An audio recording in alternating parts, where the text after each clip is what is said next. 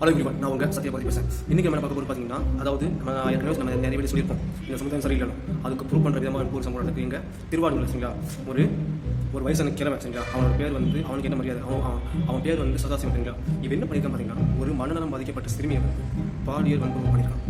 இது கோர்ட்டுக்கு வந்த கேஸு. இந்த கோர்ட்டில் வந்து அவனுக்கு சரியான தண்டனை என்ன பார்த்தீங்கன்னா, அவனுக்கு 103 ஆண்டுகள் சிறை தண்டனை, அது மட்டும் இல்லாமல் 19,000 ஃபைனு.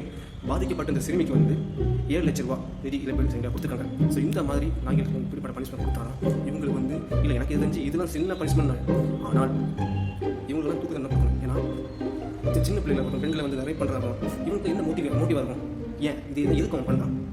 முதல்ல அந்த ஒரு எண்ணத்தை வந்து அளிக்கும். பொதுமக்கள் முன்னால் வந்து இந்த மாதிரி சுட்டு போடணும், இல்லைன்னா தூக்கில் போடணும். அப்போ தான் இந்த மாதிரிகளில் வந்து பயம் ஒரு விஷயம் வரும், பெண்கள் தொட்டை நடக்கும் தெரியும் சரிங்களா. இந்த வீடியோ பிடிச்ச லைக் பண்ணுங்கள், உங்கள் ஃப்ரெண்ட்ஸ் மறக்காம ஷேர் பண்ணுங்கள் சரிங்களா. சும்மா தட்டி விட்டு போவாங்க. ஏன்னா இங்கே வந்து சில பெண்கள் டான்ஸ் ஆடுவாங்க, அதெல்லாம் நீங்கள் லைக் பண்ணுங்கள். இந்த மாதிரி முக்கியமான கருத்துக்களை வந்து நீங்கள் வந்து வரவேற்கும் சரிங்களா.